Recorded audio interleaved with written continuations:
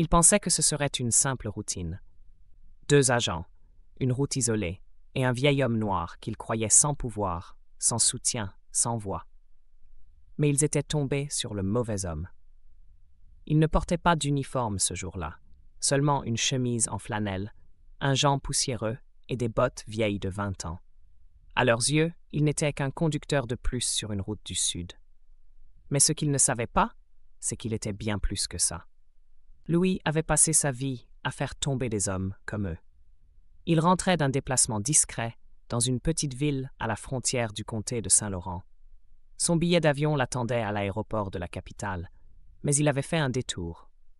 Une promesse faite à sa nièce, la conduire à sa remise de diplôme.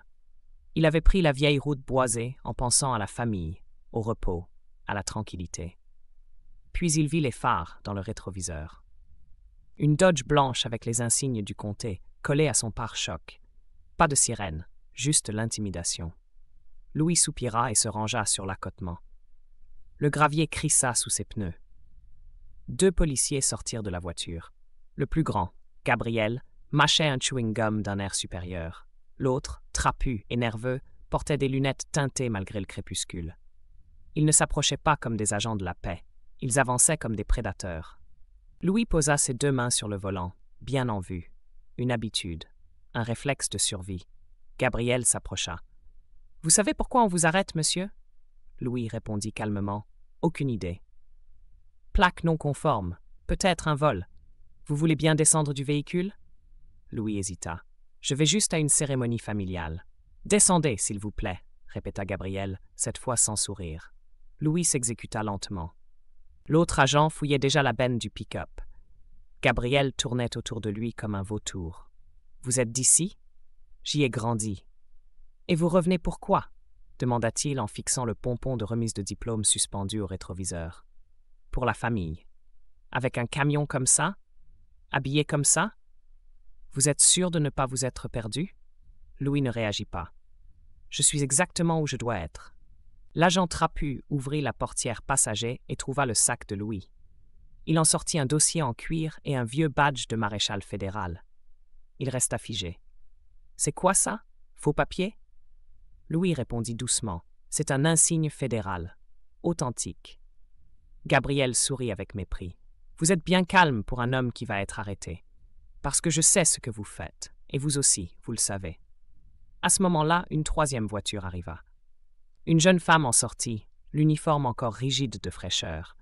Elle s'appelait Rose.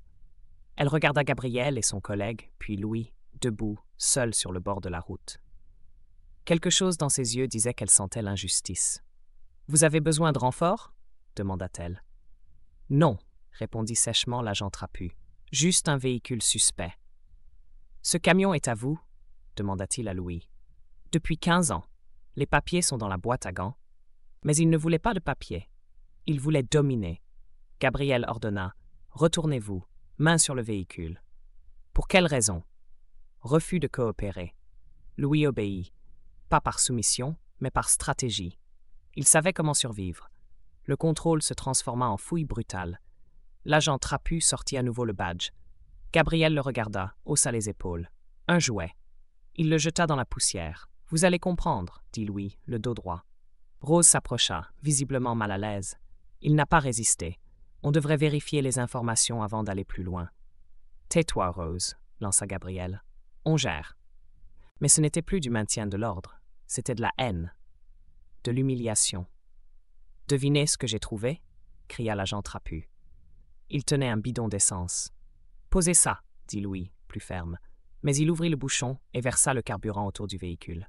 « Arrêtez ça, » supplia Rose.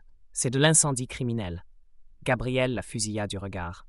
« Tu veux monter en grade ou être viré ?» Louis resta immobile. « Si vous l'allumez, vous ne brûlerez pas seulement mon camion, vous brûlerez votre avenir. » Mais l'agent alluma un briquet. Il le lança, et les flammes jaillirent. Le pick-up explosa dans une boule de feu. Louis recula, protégé par sa main, mais son cœur brûlait plus fort que la carrosserie. Tout ce qu'il avait, les souvenirs, les objets de famille, réduits en cendres. Rose attrapa sa radio. Gabriel s'approcha d'elle, menaçant. « Touchez-la, » avertit Louis, « et je jure devant Dieu. » Il n'avait pas haussé la voix. il n'en avait pas besoin. Gabriel s'arrêta net. Rose s'enferma dans sa voiture et transmit d'une voix tremblante mais ferme. Appel d'urgence. Incendie volontaire. Conflit entre agents. Elle resta immobile quelques secondes, la respiration heurtée. Autour d'elle, la nuit vibrait au rythme du feu, des crépitements déchirants, de la lumière rougeoyante déformant les contours familiers. Seul le feu rugissait encore. Le vent rabattait la fumée sur son pare-brise, masquant la silhouette qui avançait lentement vers le brasier. Louis, silhouette noire devant les flammes, se redressa. Il saignait à l'arcade sourcilière, une plaie ouverte sur la tempe, mais ses jambes tenaient bon. Il avait toujours tenu bon. Vous avez commis une agression, incendie criminel, destruction de propriété publique. Il leva un badge cabossé mais lisible. Et ce badge, il est vrai. Je suis l'enquêteur principal de l'inspection interne. Je travaille directement pour le gouverneur. Les deux policiers blanchirent. L'un, Gabriel, recula instinctivement. L'autre, trapu et nerveux, serra les poings comme s'il cherchait encore une échappatoire. Rose restait figée, caméra allumée, micro ouvert. Elle savait que le moindre mot, le moindre geste serait gravé à jamais. « On peut arranger ça », dit l'agent trapu, la voix sèche, tentant un dernier bluff. Louis fit un pas. « Non, vous avez eu votre chance. Maintenant, chaque seconde est enregistrée. » Gabriel tourna la tête vers Rose. « Tu es avec nous, pas vrai? Tu sais comment ça fonctionne. On protège la maison. Tu fais partie de la maison. » Elle le fixa. Longtemps. Des années de silence, de regards détournés, d'omission l'avaient menée là. Elle se souvenait de chaque plainte classée, chaque jeune écarté pour avoir osé parler. « Je suis avec la loi, » dit-elle enfin. Et sa voix coupa l'air comme une lame. Les renforts arrivèrent. Sirène dans la nuit. Un agent s'approcha de Louis. « Monsieur, vous avez besoin de soins médicaux. »« J'ai besoin de justice. Sécurisez la scène. Séparez-les. Ne laissez personne parler sans un avocat. » Puis une silhouette apparut de l'autre côté de la route. Une vieille dame en robe de chambre bleue, tenant un vieux caméscope gris sur l'épaule. Elle traversa lentement, ses pantoufles s'enfonçant dans la terre encore tiède. « Vous avez filmé ?» demanda Louis incrédule. « Depuis le moment où il a ouvert le bidon. »« Votre nom ?»« Martha Tiller. » Il plissa les yeux. « Du shérif Tiller ?» Elle hocha la tête. Sa veuve. Il aurait honte de ce qu'est devenu sa brigade. Un jeune agent s'approcha, tendant la main vers la caméra. « Vous aurez une copie, » dit Martha sans hausser le ton. « L'original reste avec moi. Je l'apporterai personnellement au procureur. » Elle tenait sa promesse. Son fils, Glenn Tiller, entra dans la procédure dès le lendemain. Procureur du comté, implacable, méthodique. Il n'y avait pas de place pour l'ambiguïté quand les preuves hurlaient la vérité. Ensemble, Louis et Glenn remontèrent des années de plaintes étouffées, de rapports falsifiés, d'enregistrements mystérieusement effacés. Ils ordonnèrent une enquête complète, indépendante, et protégèrent chaque témoin. Le procès de Gabriel et de l'agent trapu fut rapide.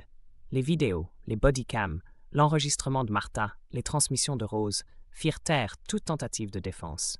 Coupable sur tous les chefs. Peine maximale, sans pension, radiation à vie. Mais pour Louis, ce n'était pas fini. Il refusa les interviews, les plateaux télé, les médailles. Il resta. Pendant des semaines, il dirigea l'audit. Il interrogea les rapports, recoupa les dates, convoqua les agents un par un. Certains avouèrent, d'autres implorèrent. Quelques-uns démissionnèrent dans le silence. Louis n'était pas là pour punir. Il était là pour nettoyer, assainir, reconstruire. Il nomma Rose responsable de la conformité sur le terrain. Elle, qui avait eu le courage de dire non. Elle, qui connaissait les recoins sombres de cette maison et pouvait y rallumer les lampes. Un jour, alors qu'il s'apprêtait à quitter les bureaux, un garçon nommé T s'approcha de lui. 8 ans, un sac trop grand sur l'épaule, des yeux sérieux. « C'est pour toi, » dit-il, tendant un dessin. Louis debout entre deux hommes en noir, les bras tendus, protégeant une foule colorée. « Tu es comme un super-héros, » dit-il. Louis plia doucement le dessin et le glissa dans sa poche intérieure. Il ne voulait pas de cape, juste de la vérité. Quand on lui proposa le poste à plein temps, il refusa. Donnez-le à Rose. Elle a gagné le respect de cette ville. Elle saura la garder droite. Quelques mois plus tard, un matin d'automne, Louis sortit du bâtiment, la lumière dorée glissant sur les pins. Il n'avait plus rien à prouver. Le feu n'avait pas détruit son nom. Il l'avait révélé. Mais ce soir-là, un appel anonyme changea tout. Rose l'attendait devant une maison isolée, caméra en main. À l'intérieur, des documents, des dossiers que même Glenn n'avait jamais vus, une liste de noms, des signatures, des dates, des lettres venues du sommet, tout un réseau de protection au plus haut niveau. Gabriel et l'agent trapu n'étaient que des pions. Derrière, il y avait pire, plus haut, plus ancien. Louis regarda Rose. « Tu es sûre de vouloir continuer ?» Elle hocha la tête. On est allé trop loin pour reculer. Cette nuit-là, ils mirent tout en ligne. Les enregistrements, les preuves, la chronologie. Puis ils disparurent. Pas en fuite, en mission. Parce que quand la maison brûle, certains fuient. Et d'autres, comme Louis et Rose, retournent dans les flammes avec un seau d'eau et la vérité en bandoulière. Le lendemain, le gouverneur tint une conférence. Pas pour nier, pour s'excuser. Sous pression nationale. Grâce à eux. Et pendant que les caméras tournaient, quelque part dans un vieux quartier de la ville, un garçon nommait son chat Louis, en mémoire de l'homme qui avait osé dire non. Et dans une école, une institutrice montrait le dessin de T. C'est un héros sans cape. Il n'a pas volé, il n'a pas frappé, il a juste tenu bon, et c'est souvent ça le plus difficile. Louis, lui, regardait les pins danser sous le vent. Il souriait, parce qu'il savait que cette fois, la maison tenait debout.